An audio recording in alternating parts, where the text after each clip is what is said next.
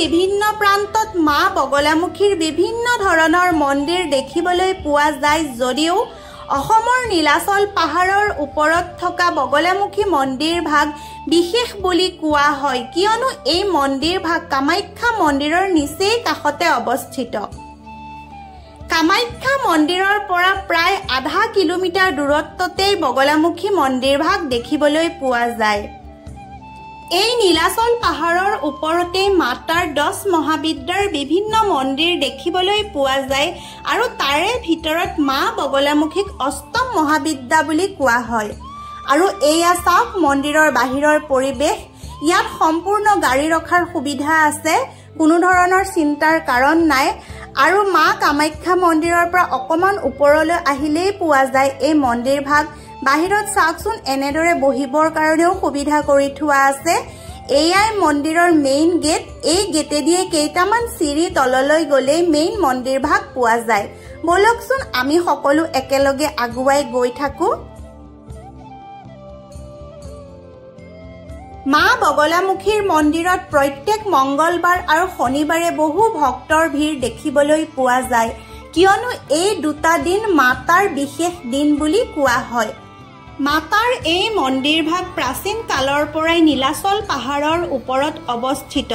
মানুহৰ মাজত এইদৰেও প্ৰচলিত যে মাতাৰ এই ৰূপ এই ঠাইত সম্পূৰ্ণ জাগ্ৰত আৰু সক্ৰিয় ৰূপত বিৰাজমান। নমস্কাৰ, আমাৰ চেনেলৰ নতুন এটি ভিডিঅ'লৈ আপোনালোক সকলোকে স্বাগতম জনাইছোঁ। বৰ্তমান কামাখ্যা মন্দিৰ দৰ্শন কৰিলোঁ, ভুৱনেশ্বৰী মন্দিৰ দৰ্শন কৰিলোঁ আৰু এতিয়া আহিছোঁ বগলামুখী মন্দিৰ। ভাগৰ লাগি যায়, চিৰি বগাই তলত আহিছোঁ আৰু যি নহওক বহুত ভাল লাগি আছে মনটো। ইমানবোৰ মন্দিৰ দৰ্শন কৰিব পাৰিছোঁ। এয়া মা বগলামুখী 10ম মহাবিদ্যাৰ ভিতৰত অষ্টম মহাবিদ্যা বুলি কোৱা হয় আৰু তেওঁৰ ৰং হালধীয়া।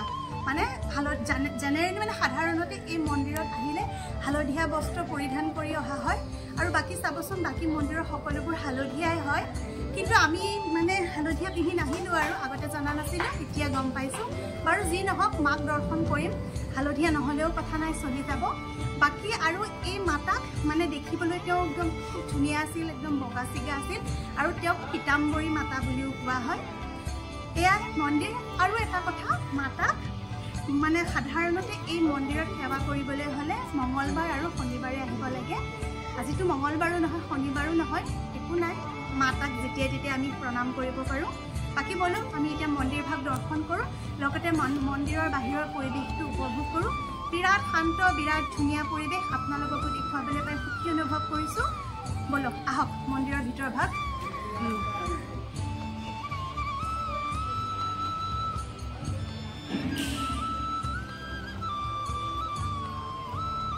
মন্দিৰ দৰ্শন কৰি আহিলোঁ, বিৰাট ভাল লাগিল। ভিতৰত যিহেতু ফটো আৰু কেমেৰা এলাও নহয়, গতিকে মই আপোনালোকক দেখুৱাব নোৱাৰিলোঁ।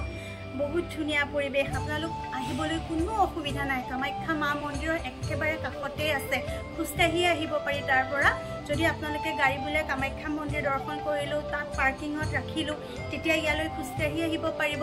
নতুবা আপোনালোকে যদি ভাবে যে গাড়ী লৈ যাওঁ, আচলতে গাড়ী লৈ আহিলে ভাল হয়, এইটো পাহাৰীয়া ৰাস্তাটো অলপ ভৰি চৰি বিষাব পাৰে। আহি পেলাই মন্দিৰ ভাগ পাব আৰু এই মন্দিৰ ভাগ ক্ৰছ কৰি আৰু অলপ ওপৰলৈ গ'লে ভুৱনেশ্বৰী মন্দিৰ পাব। গতিকে যদি আপোনালোক কামাখ্যা মন্দিৰ দৰ্শন কৰিবলৈ আহিছে, মিছ নকৰিব। কেৱল কামাখ্যা মাতাক দৰ্শন কৰাই নহয়, তাৰ উপৰিও বগলা মাতা আৰু ভুৱনেশ্বৰী মাতা সকলোকে দৰ্শন কৰিব। মন প্ৰাণ একদম ভাল লাগি যাব। আমাৰ বহুত ভাল লাগিলে। মাতাৰ কথা আৰু কি ক'ম, ক'বলৈ ভাষা নাই। এচটা বিৰাট ডাঙৰ শিল আৰু মানে শিলচটাৰ পৰা পানী জিৰি জিৰি বৈ আছে, তাতে পূজা অৰ্চনা চলে। ইমানেই আছিল। আৰু মানুহৰ মাজত এইদৰেও প্ৰচলিত যে মা বগলামুখীৰ এই মন্দিৰত পূজা অৰ্চনা কৰিলে প্ৰত্যেকৰে মনোকামনা পূৰণ হয়।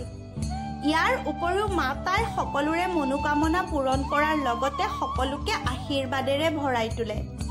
তাৰোপৰি শত্ৰুৰ ভয়ৰ পৰা মুক্তি, বাকযুদ্ধ জয়, বেমাৰৰ পৰা মুক্তি পাবৰ কাৰণে মাতাক উপাসনা কৰিলে ফল প্ৰাপ্তি হয়। কোৱা হয় যে মা বগলামুখীৰ এই ৰূপ মাতা পাৰ্বতীৰ উগ্ৰ ৰূপ, কিন্তু এই উগ্ৰ ৰূপ ভক্তৰ কাৰণে একেবাৰেই নহয়। মানুহৰ মাজত প্ৰচলিত যে মাতাৰ মুখত সদায় এটা হাঁহি বিৰিঙি থাকে আৰু যি সকলোকে মোহিত কৰে। তাৰোপৰি তেওঁ সদায় সোণৰ সিংহাসনত বহে আৰু সোণৰ অলংকাৰ পৰিধান কৰে।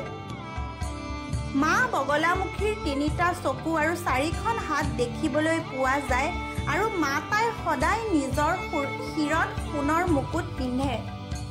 এনেদৰেও কোৱা হয় যে যদি মাতাক আৰাধনা ৰাতি কৰা হয় তেনেহ'লে বিশেষ ধৰণেৰে ফল পোৱা যায়। তোমালোকে মন্দিৰ দৰ্শন কৰিলা? ভাল লাগিল নে বেয়া লাগিল? বহুত ভাল লাগিছে। দেখা কেনেকুৱা লাগিল? बहुत ভাল লাগিছে। हाँ क्या? हाँ हाँ यही है बगलामुखी टेम्पल। हाँ মন্দিৰ দৰ্শন কৰি কৰি আজি হৈ গৈছে আৰু এয়াই শেষ আৰু এতিয়া ঘৰত যাওঁ আৰু এই ভিডিঅ'ৰ পৰাও বিদায় লওঁ। যদি আপোনালোকৰ আমাৰ ভিডিঅ'বোৰ ভাল লাগিছে লাইক কৰিব বুলি আশা থাকিলে প্লিজ লাইক এটা কৰিব দেই। আৰু যদি মোৰ চেনেলৰ বাকিবোৰ ভিডিঅ' আপোনালোকৰ ভাল লাগে প্লিজ চেনেলটো ছাবস্ক্ৰাইব কৰিব। আপোনালোকক ৰিকুৱেষ্ট কৰিছোঁ যাতে মোক আগবাঢ়ি যোৱাত অকণমান সহায় কৰে। চিৰি বগাই ভাগৰ লাগিছে। ভিডিঅ' সমাপ্ত কৰোঁ। আকৌ নেক্সট নতুন ঠাই নতুন ভিডিঅ'ৰ সৈতে পুনৰবাৰ লগ পাম। আজিলৈ আহোঁ। ধন্যবাদ।